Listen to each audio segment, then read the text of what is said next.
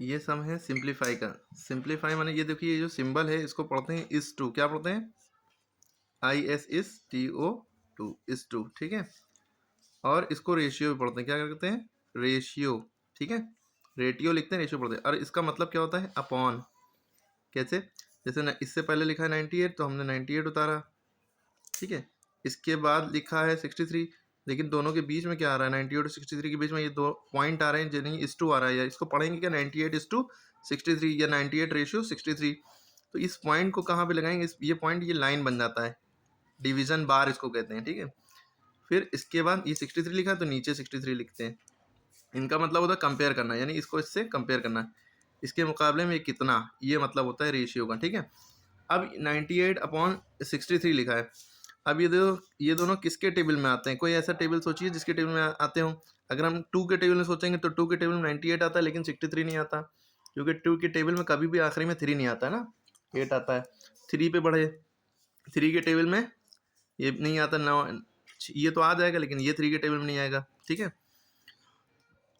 4 के टेबल में आए, 5 के, 6 के, 7 के। तो हमने देखा कि 7 के टेबल में ये दोनों नंबर आते हैं। वो टेबल ढूंढना होता है जिसके टेबल में ये दोनों नंबर आते हो। इसके बाद का स्टेप जो है वो यही है, काटना है हमें, ठीक है। तो 7 की टेबल में ये भी आता है, ये भी आता है। 7 की टेबल में 63 आता है 9 बार में, 7 9 आर 63। और 7 की टेबल में 98 कितनी बार में आता है, देखिए 7 की टेबल में 9 तो आता नहीं है, लेकिन 7 की टेबल में 1 आता है, कितनी बार में, 7 1 ज़ा 7 है ना, 1 बार में। अब यहाँ पे 7 1 ज़ा 7 हो गया, तो 9 थे, 7 निकल के कितने बचे, 2, ठीक है। 2 और 8 मिलके 28 हो गया।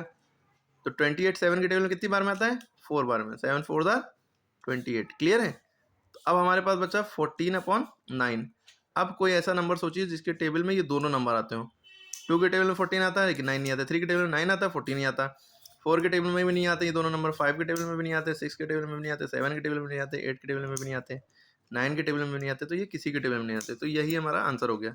तो ये हमें पता है कि भाई हमारा इस टू में शुरुआत हुई थी, तो आंसर भी हमें इस टू में करना होगा। इस टू में कैसे लिखेंगे, जो 14 लिखा है वो पहले लिख दिया, और ये जो बार है डिवीजन बार, इसको हम क्या बनाते हैं, ये इस टू, यानी सेम, इसको कोलन भी कहते हैं, रेशियो भी कहते हैं, और नीचे जो था उसके बाद लिख देते हैं। हमारा आंसर हो गया 14:9। क्लियर है, कैसे होगा, समझ में आ गया होगा।